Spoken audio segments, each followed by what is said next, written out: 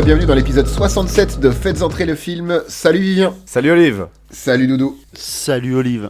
Comment tu vas Doudou? Ça va Olive. Ah oui, d'accord. Je sais comment je m'appelle, c'est ça qui est pratique et c'est ça qui est très très bien.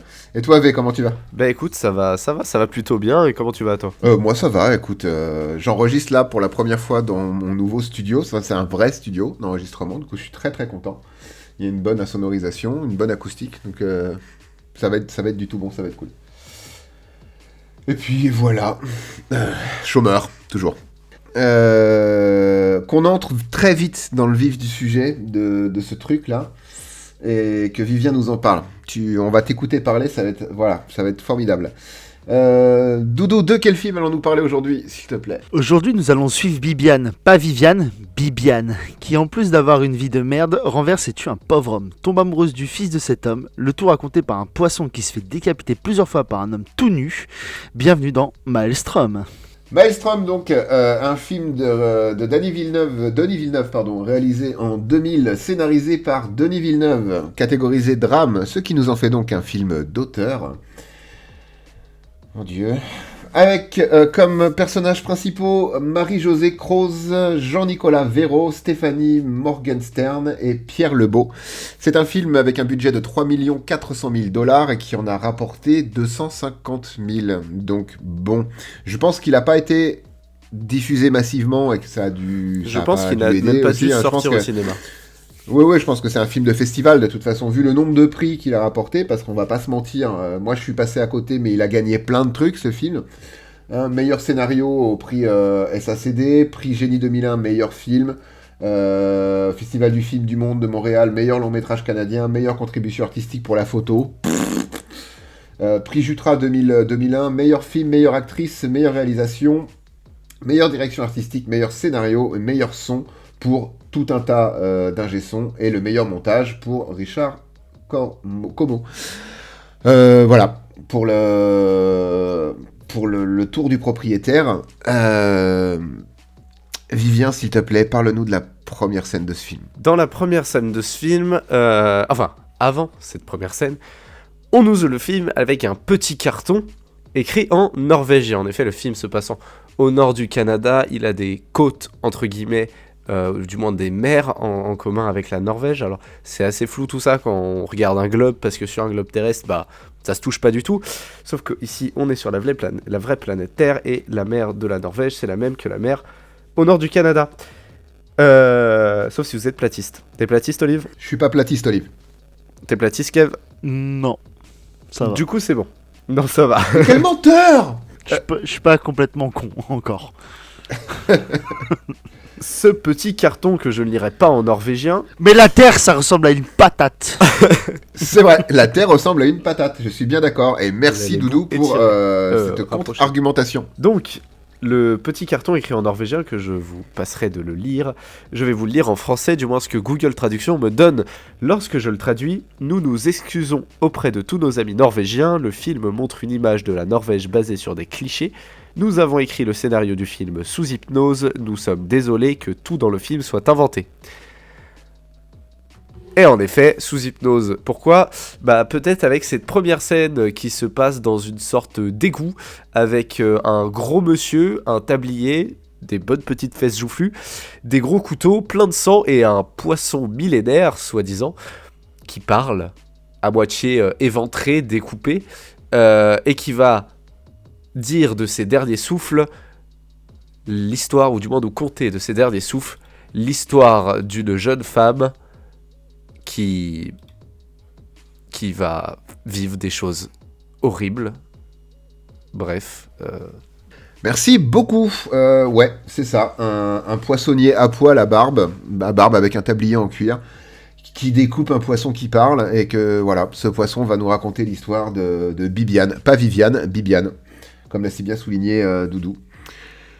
Je suis littéralement en train de me prendre la tête entre les mains, parce que je sais pas du tout comment parler de ce film. Tu veux que je t'aide ? On va faire le. Non, ça va aller. Je vais te laisser parler à un moment donné parce que alors moi déjà, comme je pense que vous le savez, les films d'auteur qui pour moi se résument à de la branlette intellectuelle comme est ce film pour moi, ça m'a pas du tout parlé. À défaut, ça m'a fortement fait rigoler, mais j'en parlerai dans ma conclusion. On va faire le tour des propriétaires et parler des différents personnages. Je pense que ça me semble un classique et rentrer dans le sujet. Doudou, est-ce que tu veux un peu nous parler de Bibiane Champagne, du coup, s'il te plaît, qui est le personnage principal ? Non. Très bien. Vivien, est-ce que tu veux nous parler de Bibiane Champagne ? Bibiane Champagne, c'est une riche mannequin qui est l'heureuse, on va dire, descendante d'une riche femme d'affaires qui a créé des marques de luxe, etc. Elle travaille pour son frère dans la boîte de sa mère, si je ne me trompe pas, et est constamment harcelée par les journalistes. Elle a des petits problèmes, on va dire, de vie, sûrement un peu dépressive, bref. Elle ne va pas très bien et ça ne va pas aller en s'arrangeant lorsque elle va se faire virer, elle va tuer quelqu'un complètement bourré et elle va tomber amoureuse de son fils. Oui, c'est ça, c'est ça. On sent qu'elle a des problèmes dans sa vie, qu'elle va noyer ses problèmes dans l'alcool et la drogue, les différentes drogues chimiques, ce qui va lui porter quelques préjudices au cours de sa vie.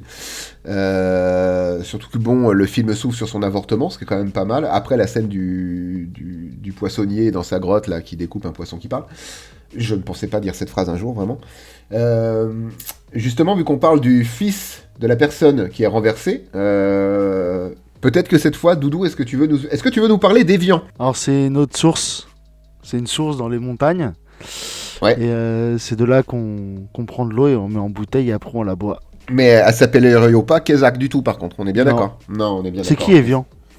Evian, c'est le fils, c'est le fils du poissonnier qui se fait renverser. Mais mais en vrai, tu veux que je dise quoi sur lui ? C'est un grand blond et puis voilà, il va niquer la meurtrière de son père.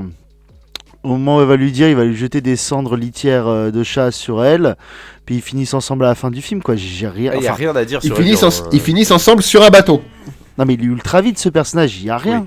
Oui. Oui. Enfin, il a autant d'expressions que mon cul, quoi. Donc. Complètement. Oh, je pense que ton cul a beaucoup plus d'expression. Je pense que Ouais, après un bon petit chili con carne ou un bon indien bien relevé, je pense que ton cul il te siffle la Marseillaise les yeux fermés. Oui, parce que ton cul a des yeux. Dans tous les cas, il y a que deux vrais personnages qui ont des interactions dans ce film. C'est Bibiane et sa meilleure amie. Oui, c'est ça. Sa meilleure amie, elle est là juste pour la consoler de l'avortement. Non, Elle est un peu plus ancrée dans le réel, on va dire ça, sa meilleure amie. Sa meilleure amie, c'est sa conscience. Ça peut être vu comme ça, ouais, je suis d'accord. Mais elles ont très peu de scènes ensemble. Elles se voient une fois chez sa meilleure amie, une fois au resto, une fois chez Bibiane, et puis fin, non ? Je crois que ça peut être. Et une fois dans la bagnole. Ouais, c'est ce qui fait beaucoup quand même dans un film d'1h20. Ouais, mais enfin, ça peut être 3 fois pendant 10 secondes. Du coup, ça fait pas si beaucoup que ça. Ouais, mais c'est une des seules qu'on voit le plus à l'écran. Hein. C'est vrai. Oh là là, ça me saoule déjà. Je suis déjà tellement saoulé de ce film. Et peut-être que tu as des choses à dire, Vivien, sur Claire, du coup, la copine norvégienne de Bibiane. Ouais, Claire pour moi est un personnage qui est écrit à part du scénario même. C'est un personnage qui est un peu tampon, qui vient se coller au scénario et qui... Alors elle va amener quand même quelque chose qui est un effet de montage de retour dans le passé, tout ça au milieu du film, et qui est assez incompréhensible au début. Mais Claire pour moi c'est vraiment un personnage qui est là, qui existe, mais sans vraiment exister dans le même univers que Bibiane en fait. Et c'est un personnage qui nous permet de comprendre la détresse de Bibiane, qui est une personne qui est complètement perdue à ce moment-là, qui n'a plus, en fait, contrairement à Claire, d'envie de vivre. Bibiane est focus sur l'idée de la mort, et Claire est focus sur l'idée de la vie, et ça fait les deux ensemble, ça fait un espèce de calme en fait, et c'est pour ça que ce personnage est là, je pense, c'est pour créer un calme sur l'histoire et pas juste avoir Bibiane tout le temps à l'écran. C'est un personnage qui est là pour le spectateur, je pense, plus que pour Bibiane. Ouais, j'aime bien c'est cohérent ce que tu dis, et j'aime bien aussi l'interprétation de Kevin sur le fait que oui, quelque part, elle joue le rôle de sa conscience à Bibiane, parce qu'elle elle est là pour la faire relativiser sur tout un tas de choses, ne serait-ce que son avortement, qui est quand même la scène d'ouverture du film. T'apprends que Claire, ça c'est Claire, ouais c'est Claire, elle s'est fait déjà avorter, elle sait même plus en fait, au début elle dit 1 fois, 2 fois, puis en fait 3 fois, donc elle est là pour lui faire relativiser ça. Et pour dire aussi que le poulpe est coriace, et que c'est pas bien le poulpe coriace. Exactement. C'est le poulpe Ce qui nous a coriace. fait aller quand même, ça a fait aller ta sœur sur le québécois wiki, le wiki québécois, parce qu'il y a des mots, vraiment, il y a des mots... si un jour, si un jour, si un jour, vous regardez ce film, mettez-les... Déjà, il est disponible que dans sa langue originale, du coup, c'était un français québécois, mais mettez les sous-titres, hein, parce qu'il y a vraiment il y a des choses Oui, sinon qui ouais. sont relativement floues. Hein. Moi, il y a vraiment des choses qu'on comprenait pas.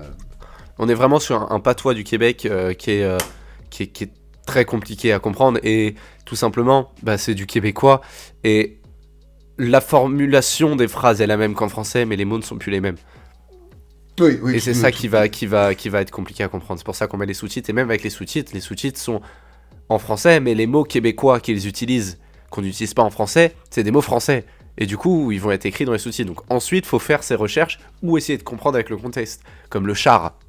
Pour vous, on vous dit un char, c'est quoi? Bah, au C'est la Québec, c'est une Russie, voiture. c'est le froid, mais voilà, à Québec, à Québec, c'est le mot voiture. Et puis il y a cette façon de dire les pas, là, tu sais, j'ai pas envie, ou même Ouais. j'ai fait les 100 pas quelque part. Cette négation, le pas, chez eux, ils le disent pot. Et ce qui rend certaines scènes, qui normalement, je pense, devraient avoir une intensité un peu dramatique ou quoi, ça les rend débiles. Et c'est ça que je disais tout à l'heure, quand je disais ce film nous a fait. Parce que vraiment, mais ta sœur, elle en pleurait de rire par moments. Déjà parce que je faisais le con aussi un peu, mais. Et le dialecte québécois, qui est du français un peu sauvageon, on va dire, mélangé à des scènes dramatiques où ça matche pas du tout dans le cerveau de nous, petits français, où on a une culture du drame qui est complètement différente, dans le vocabulaire en tout cas, d'un seul coup, moi, ça me fait rire. Je crois que le québécois, c'est simplement le français du avant 17e siècle, non? Oui, je crois que c'est ça, ouais, c'est 17e ou juste avant, ouais, il me semble. Oui, ça, c'est un espèce de vieux français. Ouais. Ça peut être à mourir de rire quand en tant que français, on n'a pas l'habitude d'entendre cet accent et d'entendre ces mots et ces façons de les prononcer. Ça peut être à mourir de rire. Alors, en effet, tu montes ça au Québec, bah, c'est juste un drame qui, pour le coup, perd une grosse dose d'humour que t'as ailleurs en France, par exemple. Mais est-ce qu'on peut vraiment rire de ça? Je veux dire, c'est un peu de l'irrespect pour le Québécois. Il faut, et puis s'il y en a des spectateurs québécois qui nous regardent, je suis sûr que vous rigolez aussi quand vous nous entendez parler. Et puis voilà, Sûrement. mais Sûrement. c'est comme les Belges une fois. Voilà, c'est pareil. J'en place une pour mon petit copain, mon copain Pierre, qui nous écoute régulièrement aux chiottes, et qui est belge. Merci Pierre. Oh, merci Pierre. Merci Pierre une fois là, wit, voilà. Et on a déjà fait le tour des personnages. Enfin si, il reste le poisson, qui est juste une voix, hein, parce que le poisson est un animatronique, vite fait, ouais. Mais qui est le narrateur globalement de l'histoire, parce qu'il nous narre quand on est dans la diégèse du film, c'est-à-dire pendant que le film se déroule, on entend sa voix off, donc tel un narrateur, et de temps en temps on revient dans sa propre situation à lui, où il est en train de se faire découper, entailler petit à petit par cette espèce de gros barbu poissonnier chelou à poil. Et la voix est cool. La voix Alors me dit la quelque voix chose, c'est la de voix de... Pierre Lebeau. Oui, Donc, oui, Pierre Lebeau, mais je pense que j'ai déjà entendu narrer autre chose.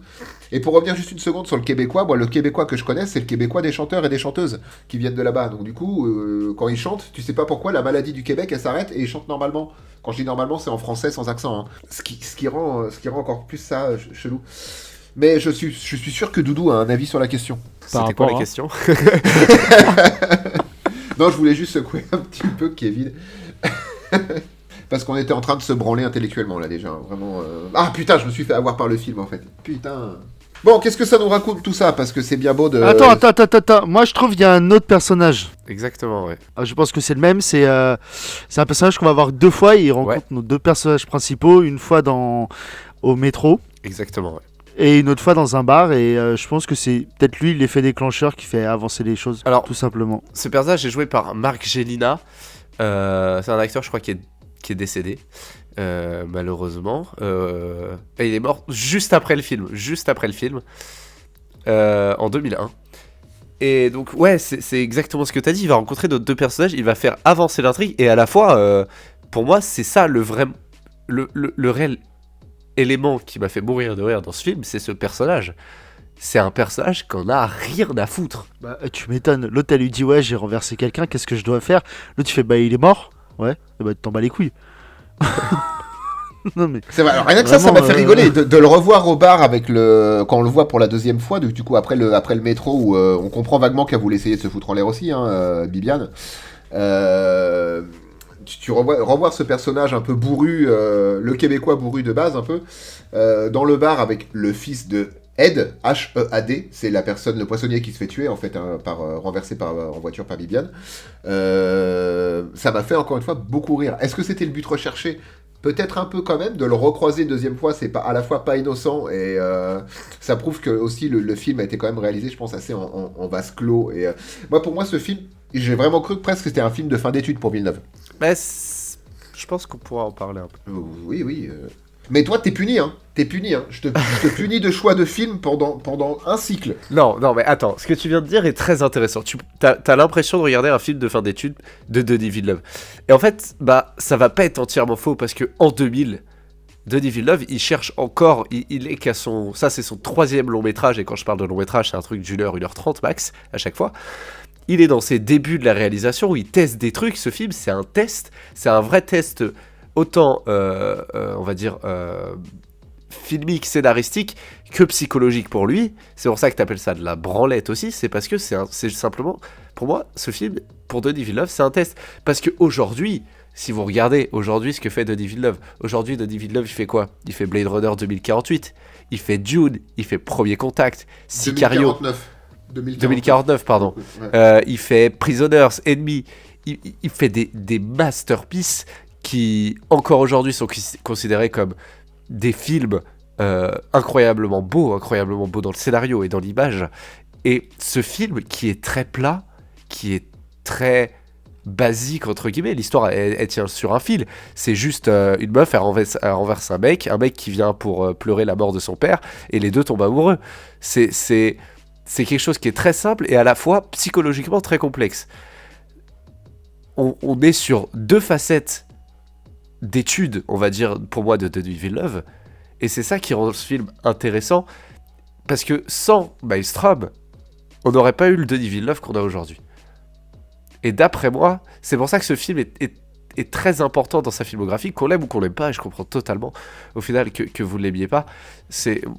Moi, j'adore ce film, personnellement, mais parce que j'ai l'impression que ce film a créé ce que j'aime chez Denis Villeneuve. En fait, je vais juste te reprendre sur un truc, c'est pas... Alors moi, le film, c'est pas que je l'aime pas, hein, c'est qu'il m'a laissé ni chaud ni froid, en fait. Vraiment, j'ai un peu l'impression d'avoir perdu du temps, parce que c'est pas le genre de film, je pense, que regardent les quelques personnes qui nous écoutent ou quoi, mais même au-delà de ça, c'est toujours bien, hein, j'ai découvert quelque chose, mine de rien, j'ai découvert un film que je n'aurais certainement jamais vu, même jamais entendu parler de ma vie sinon.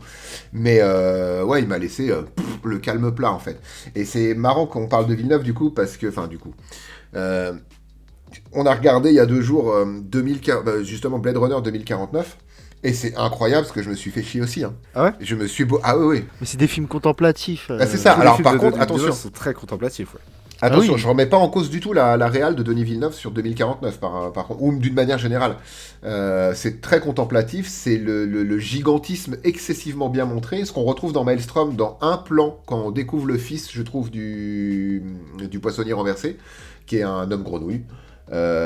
Il plonge dans un barrage, et le barrage est filmé en contre-plongée, la caméra panote complètement à part d'un plan horizontal pour remonter complètement à la verticale, avec un très grand angle, je pense, et ça, la façon dont est filmée l'entièreté presque du barrage où se passe la scène, je l'ai trouvé très, enfin, c'est une belle représentation de la taille vraiment massive de l'objet, et là-dedans j'ai retrouvé un peu de Villeneuve.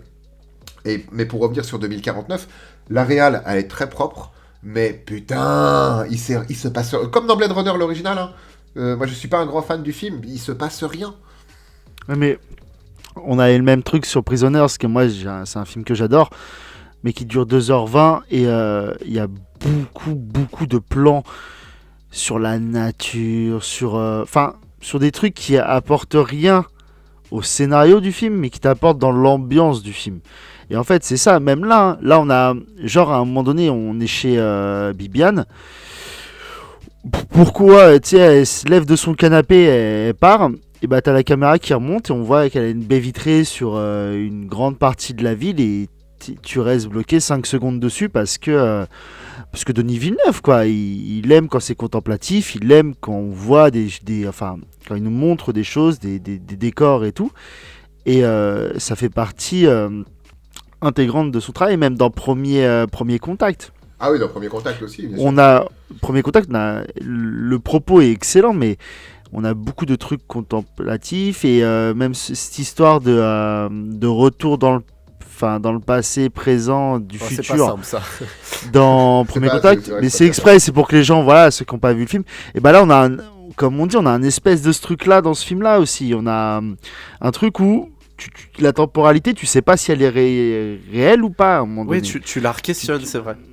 Tu te dis, attends, mais je l'ai pas déjà vu cette scène. Est-ce qu'on est remonté un peu dans le passé pour qu'elle fasse pas ce qu'elle vient de faire ou en fait, voilà, mais... En fait, pour expliquer très rapidement, à un moment, en effet, on va revenir sur une scène qu'on a déjà vue, après peut-être 20 à 30 minutes, et tout simplement pour montrer le point de vue du fils, cette fois-ci, ou de elle-même, je ne sais plus, en tout cas, un des deux points de vue, pour expliquer un peu comment ça s'est passé, c'est-à-dire, on va vivre la même temporalité qu'on a vécue pendant 20 minutes, mais du point de vue de nouveaux personnages. Voilà. C'est ça, en fait, pour contextualiser encore plus, à un moment donné, elle se retrouve avec Bibiane et Claire sont ensemble dans un restaurant asiatique. Le poulpe, il est coriace. Et elle commande du poulpe, et le poulpe est coriace, c'est-à-dire qu'il est trop dur pour être mangé, donc elles font renvoyer les assiettes. Cette scène se passe une première fois. Va s'en suivre des différentes péripéties de Bibiane, dont on parlera après. Et on a un retour sur cette scène-là, sauf que cette fois, au départ, on va suivre le serveur qui ramène le poulpe, et on va comprendre, suite à quelques coups de fil passés depuis le restaurant vers la poissonnerie, etc., on va comprendre que si elle mange du poulpe qui est coriace, du coup, c'est en partie à cause de Bibiane, puisque le poissonnier qui s'occupe quotidiennement d'aller chercher les poulpes et de les choisir à la criée pour les envoyer après dans les différents restaurants, c'est le poissonnier qui a été renversé par Bibiane. Et ce qui va nous introduire à la suite de tout ça, le point de vue du fils de ce poissonnier, donc Ed, encore une fois,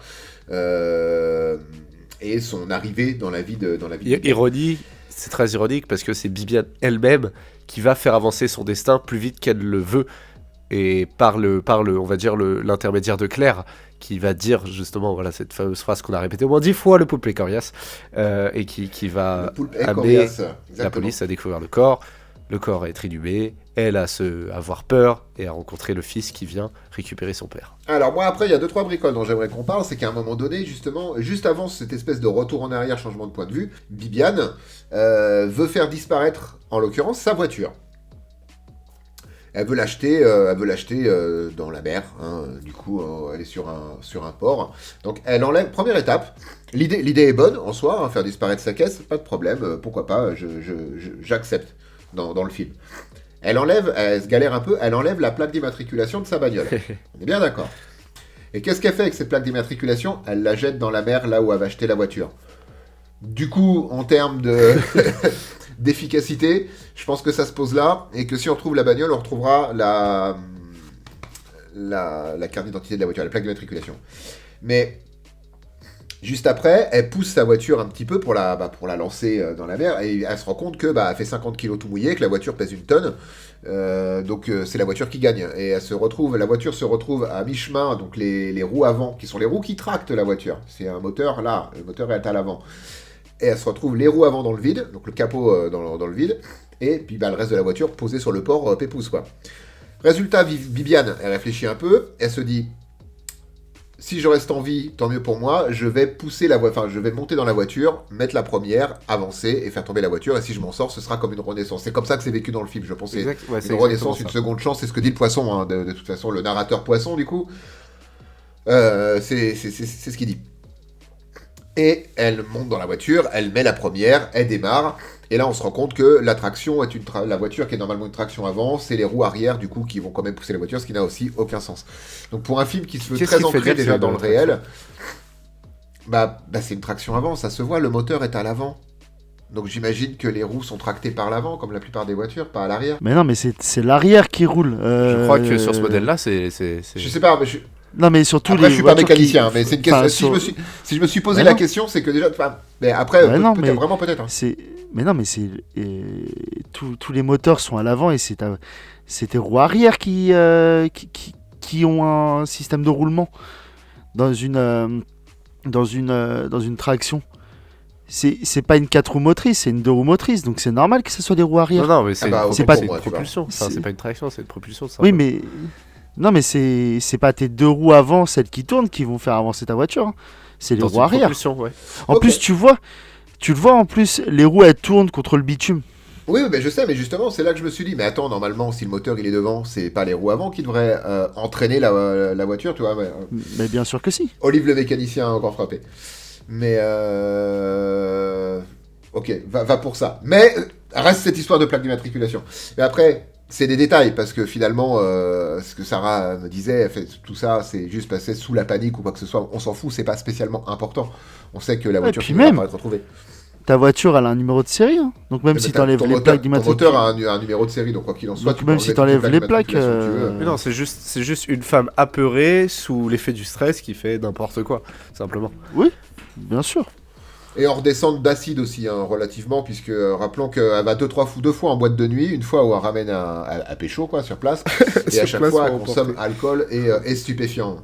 D'ailleurs, qui donne, on va dire, accès à des scènes où on peut remercier Pierre. Ah, j'ai oublié son nom. Pierre Como Alors, Pierre Non. Copeau non. Pierre Lebeau. André Turpin, rien à voir. Pierre Desrochers, c'est celui qui a fait la musique du film. Non, André Turpin qui fait donc la photographie du film et qui nous offre, pour moi, les scènes les plus visuellement belles du film, qui sont les scènes où elle est complètement bourrée ou complètement défoncée. Elles m'ont laissé de marre. Ah ouais. Complètement. Ouais. Moi j'ai fait 2 crises d'épilepsie et ensuite je me suis réveillé avec de la baffe sur la joue et j'ai fait oh c'est cool quand même. Mais toi, si tu cries trop fort deux fois, t'es en crise d'hypoglycémie déjà. Donc Oh c'est je fais normal. du sport maintenant, Mais, ok c'est fini ça. Depuis quand Depuis ce matin. Monter ces escaliers, c'est du sport, Non, c'est depuis vrai. ce hein. matin 6 heures, maintenant c'est 3 fois par semaine, 6 heures. Bien, c'est très bien. Donc on arrête de se moquer de mes crises d'hypoglycémie s'il vous plaît. Hein. D'accord, ça me va. Ok. Bon, avançons dans ce film. Il y a du sexe dans le film. C'est intéressant parce que il y a deux scènes de sexe globalement qui sont montrées, qui sont filmées en tout cas d'une manière très réaliste. En vrai, hein. C'est vraiment papa dans maman pendant 3 minutes. Il n'y a rien qui est surjoué, c'est absolument pas comme on voit dans beaucoup de films, des plans d'insert sur les mains qui se croisent comme ça, quand machin.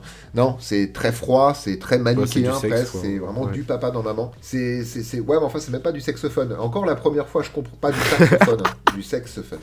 Qu'est-ce que je voulais dire Je sais plus ce que je voulais dire. Mais ouais, voilà, c'est du sexe brut, en fait, sans aucun artifice. Et ça, pour le coup, ça m'a bien plu. J'ai bien aimé ça, qu'ils en fassent pas trop, contrairement aux scènes où quand elle est sous stupéfiants, alcool, etc., où là, c'est un peu plus épileptique. Si je Là, ça peux va. rajouter un petit commentaire là-dessus, il faut savoir que le sexe au cinéma canadien, si je me trompe pas, est quelque chose qui est assez spécial, ou du moins montré très différemment que dans le cinéma occidental. Le Canada fait partie de l'Occident. Bref, mais il y a des documentaires entiers sur les films canadiens et la façon dont ces films sont faits. Notamment, il y a un documentaire qui s'appelle Weird Sex and Snowshoes, a Trek Through Canadian Cinematic Psyche, qui parle donc de psychologiquement, de tout ça, assez ouvert. La façon dont sont faits les films et comment le Canada se définit par ces films, notamment à travers leur façon de tourner, de filmer le sexe, qui est différent en fait de chez nous, et je trouve ça super intéressant en fait. J'ai découvert ça à l'instant, et c'est pour ça qu'en fait cette scène nous paraît si terne, si réelle, presque si ça se rapproche plus en fait du porno que du sexe occidental dans Oula, attends, parce que là on va rentrer dans un sujet que je maîtrise un peu. De l'érotisme. Ça n'a rien à voir avec du porn. C'est vraiment, si demain je prends ma caméra. Oui, voilà, enfin non, même pas, parce que c'est cru et tu vois des sexes en fait. C'est juste que si demain je prends ma caméra et non, parce que moi j'aime le sexophone, donc c'est pas. Si demain tes parents ils prennent une caméra et qu'ils la posent sur un trépied, ça va ressembler à ce qu'on a vu dans le film. Ça dépend. Mais donc au cinéma canadien, je pense que c'est la façon dont est représenté le sexe. Et c'est pas par des visages pleins de sueur, par des... Enfin, il y en a aussi, mais c'est beaucoup moins réaliste dans le cinéma occidental. Bah là vraiment pas du tout, et c'est ça que j'avais trouvé justement un peu intéressant. Après son appartement, c'est pareil, c'est filmé avec une lumière très froide, c'est vraiment filmé genre lumière du jour. Alors évidemment que non, c'est une lumière artificielle, mais dans l'idée il fait très blanc, comme on imagine qu'il doit faire un petit peu là-bas, de manière générale, un ciel très bas, gris, blanc, neige, blabla. Et tu retrouves ça dans tout l'appartement qui est très lumineux, et tu retrouves ce côté très... ouais, c'est ça, lumière naturelle, on rentre de boîte de nuit, il fait jour, on se dessape, capote, baisse. C'est ce que le film veut te faire ressentir dans tous les cas. Oui, mais il le fait. Là, pour le coup, il a très bien fait. J'ai pas été plus sensible à ces deux scènes-là qu'autre chose, mais... Alors tu veux que je fasse du remplissage, et du très bon remplissage quand Evian récupère son père dans une petite boîte et dit bah il devait pas être incinéré en fait, et que le mec il dit ah bon, ah bah elle est géniale cette scène. Oupla Oupla. il dit oupla, et c'est traduit, les sous-titres disent oupla. Mais donc je refais la scène, on est bien d'accord. On a donc le fils du Maccabée qui arrive au crématorium, il récupère la petite boîte où il y a son père, il dit au préposé à l'incinérateur, il ne devait pas être incinéré, et le seul argument que va donner le préposé, c'est... Et ça me fait rebondir sur un point, donc j'aimerais arriver, si je peux me permettre de... C'est que, tout à l'heure on parlait du personnage dans le métro et dans le bar, ce personnage génial qui s'en fout. En fait... tout le monde s'en bat les couilles dans ce film. Faut se le dire. Les personnages non principaux, du moins, surtout les figurants dans ce film, en ont rien à foutre. C'est des personnages qui sont hors de la réalité. Sur un film où ce qu'on te montre, c'est la réalité la plus dure possible. Sauf le poisson. Sauf le poisson, parce que le poisson, quand il se prend des coups de couteau à poisson, tu sens bien, il fait... Il souffre. C'est souffrir ça. Ce qui est normal, je pense que si quelqu'un se prenait un coup de chlasse comme ça, où on t'enlève des vrais bouts, on te coupe vraiment genre ta nageoire, pour te dire toi tu nageras plus jamais, connard, je pense que ça fait mal. Si j'étais un poisson, je pense que à ce moment-là, je dirais pareil. Je dirais aïe. Et est-ce que j'aurais vraiment envie de raconter une histoire à ce moment-là ? Je vais mourir, mais quand même, est-ce que vous connaissez l'histoire de Bibiane ? Viviane ? Non, Bibiane. Et vous aurez tous reconnu, évidemment, le vieux sage qui parlait à l'instant. Tu fais une très bonne transition sur le vieux sage. J'avais l'impression qu'il y avait deux personnes différentes. C'était assez impressionnant. Il n'y a pas qu'un seul poisson. Enfin, c'est le même poisson qui raconte tout, mais on va dire qu'il a plusieurs vies. C'est-à-dire qu'il va se faire buter, il y a un autre poisson qui va venir sur la table et qui va continuer comme si c'était celui d'avant. Et au fil du film, le poisson se régénère, entre guillemets. C'est-à-dire qu'au début du film, il est dégueulasse. Et... environ à la moitié fin du film, il est tout beau, tout propre, avant de se faire trancher la tête. Alors Doudou, cette scène de sexe, t'en penses quoi ? Revenons à des choses très intéressantes. J'en pense rien, vous en avez parlé pendant 20 minutes, ça suffit je pense. Non mais en vrai, moi je sais pas, moi ces scènes m'ont pas... j'ai rien ressenti, j'ai dit ok bon, passons à autre chose, ça apporte pas grand chose. C'est le premier moment où je me suis dit... Il reste combien de temps ? Ah oui, il reste tout ça ? D'accord. J'aimerais donner un peu l'avis de Denis Villeneuve sur son propre film. Vous l'aurez compris, Olive, Kev n'ont pas forcément passé un super moment, ou du moins ils ont passé un moment ni chaud ni froid comme ils l'ont dit. Denis Villeneuve, après ce film, a arrêté de faire des films pendant 9 ans. Et il a eu raison. Il a pris sûrement, donc ce temps, je crois, pour rester avec son fils, d'après ce que j'ai compris. Et surtout, il a dit qu'il reviendrait, ou quand il est revenu, je ne sais plus. Bref, qu'il revenait quand il était prêt de faire un film dont il pouvait être fier. J'avais oublié le mot en français, fier. Parce que j'ai la citation en anglais. Ce qui fut donc Polytechnique, apparemment, en 2009. Donc Denis Villeneuve n'a pas aimé du tout ses premiers films.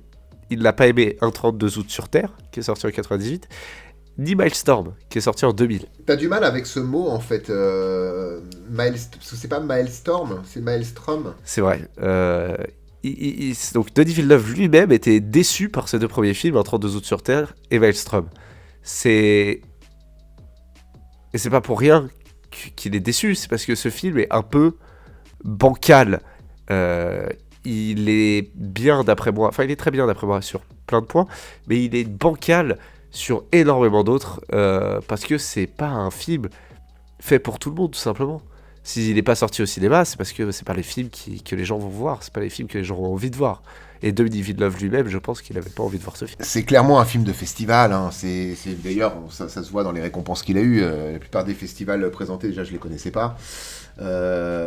Et s'il a eu autant de récompenses, je me dis, c'est que c'est peut-être moi qui suis pas open sur le film et qu'il doit être bien pour les personnes qui apprécient ce genre de contenu, en fait. Moi, ce genre de film, je m'en passe parce que ça me divertit pas.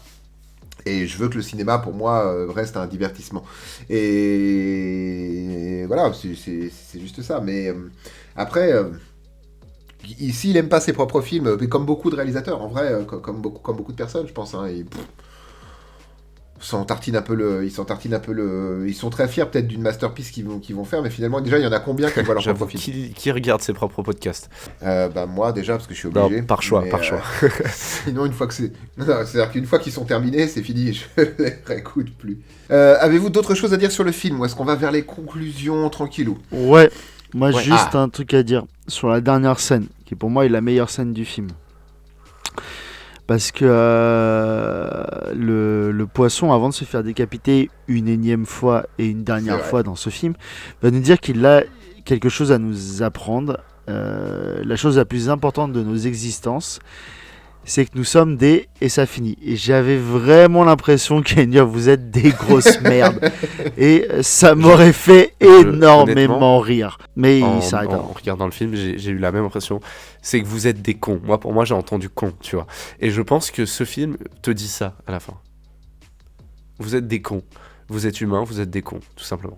Mais ouais, parce qu'on a cette chose incroyable qui est le libre arbitre. Et du coup, ça nous rend souvent très cons. D'ailleurs, cette scène de poisson qui arrive juste après une scène de baiser, c'est assez spécial à voir. L'enchaînement des deux. Oui, c'est vrai que la dernière scène dans l'histoire de Bibiane, ils sont sur un bateau avec le fils qui n'a pas de nom. Hein. Bibiane tombe à l'eau et le qui fils qui n'a pas de nom. On va l'appeler Jojo. Voilà. Il s'appelle Evian Carlsen. Il s'appelle Evian, c'est vrai. Ed Einstein. Non, Evian Ed Einstein. Il s'appelle Evian. Carlsen, je crois que c'est le prénom du bouillon. Ouais. Comme les sœurs Carlsen. C'est les sœurs Olsen. Voilà, putain, oui. Ouais, le KEF 2023 et... Hein, en même temps, le KEF 2023, vous lui donnez quoi comme film? J'aimerais juste... Ne mets pas dans le jus. Terminer sur un dernier truc qui n'est pas un rapport avec le fait qu'on aime ou pas ce film, juste parce que je pense qu'on devrait en parler beaucoup plus souvent et qu'on n'en parle pas suffisamment. Et que je pense me permettre d'en parler plus souvent dans l'émission. Le générique de fin commence, enfin du moins s'entame au début avec tous les noms des acteurs principaux, des preneurs de son, du montage et tout ça, sur la mer. On a une image de la mer de nuit et voilà. Ouais, enfin c'est même pas la mer complètement, c'est une espèce de remous des vagues sur un fond noir un peu. Ouais. J'ai pas compris, on a une image de la mer de Denis? Ah non, pitié! Ça fait beaucoup trop d'images, un cauchemar dans ma tête. Voilà, c'est juste pour dire, je pense que c'est assez intéressant. Le générique dit beaucoup de choses sur un film et que je pense me pencher un peu plus là-dessus sur les prochains podcasts. Si on file vers les conclusions, Doudou, s'il te plaît, de quoi t'es-ce? D'où vient le vent? Et qu'est-ce que t'as pensé de tout ça finalement? Moi j'ai juste à vous dire, regardez le film parce que bon... Let's go. Voilà quoi. Moi c'est... Non mais j'ai pas... Enfin ça m'a pas touché, ça m'a pas transporté, ça m'a rien du tout.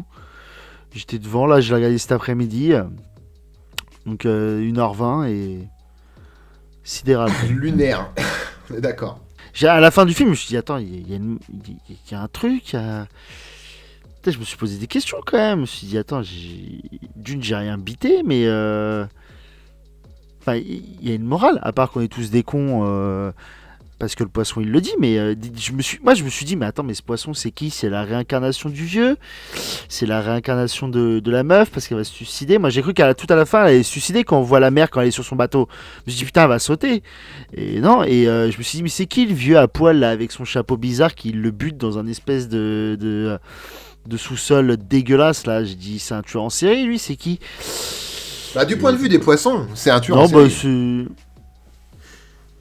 donc en vrai je sais pas, je peux pas me prononcer, j'ai pas, ça m'a pas, enfin, voilà, je suis pas le public, je pense. Je suis pas, je fais pas partie des festivals, je donne pas des prix, donc je suis pas le public. Merci Doudou.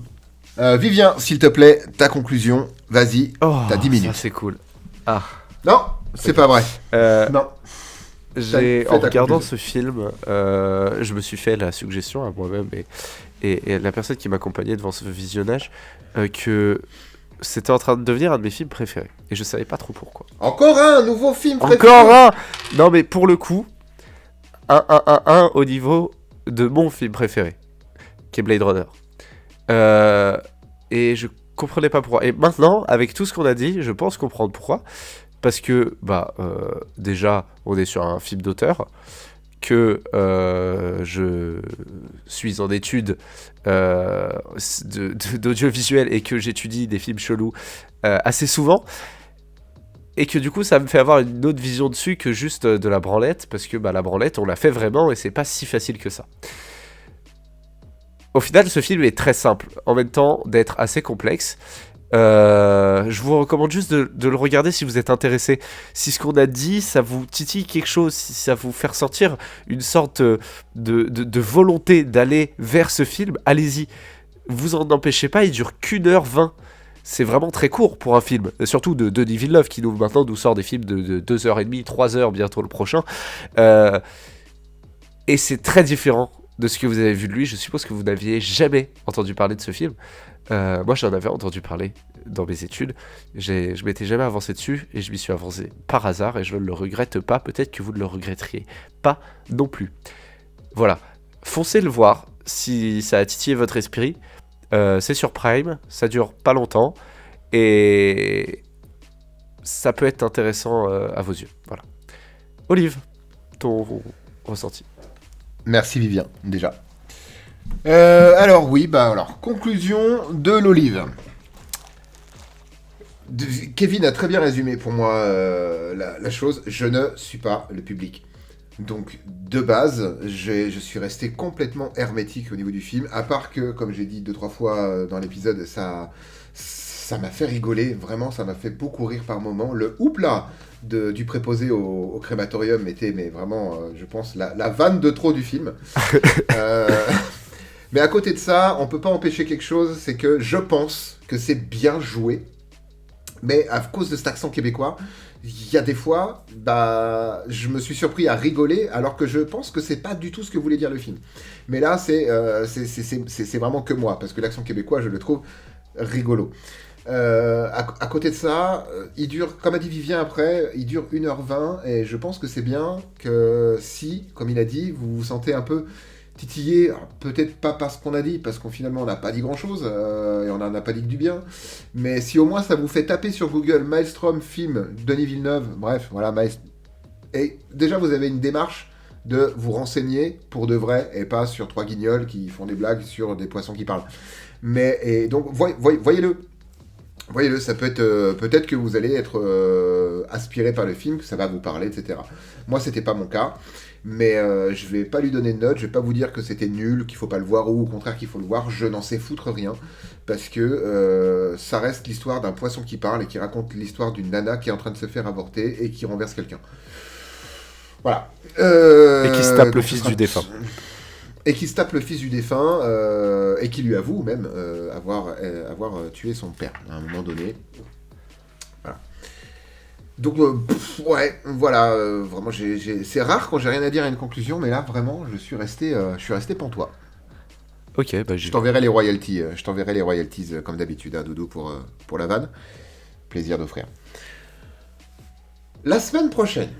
Ah, j'attendais ce moment avec impatience, parce que d'habitude c'est Parce moi que qui là, fais ça et je sais jamais ce qu'on va regarder la semaine prochaine. Donc là, cette fois, c'est préparé.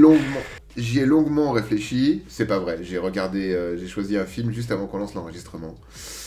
La semaine prochaine, on va vous parler de Willow, pas la série, mais le film. Parce que je pense Willow. que c'était un bon film. Qu'est-ce qu'il en est aujourd'hui? J'en sais foutre rien. Oh là, non. Mais en tout cas pour moi, c'est des bons souvenirs de cinéma.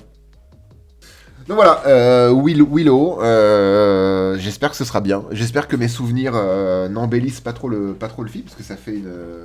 Bon, j'ai pas vu ça. Mais, Je pense qu'ils j'espère que ça vous beaucoup. fait plaisir un petit peu, au moins les garçons. Je sais même pas si toi, Vivien, tu l'as déjà vu. Non, jamais.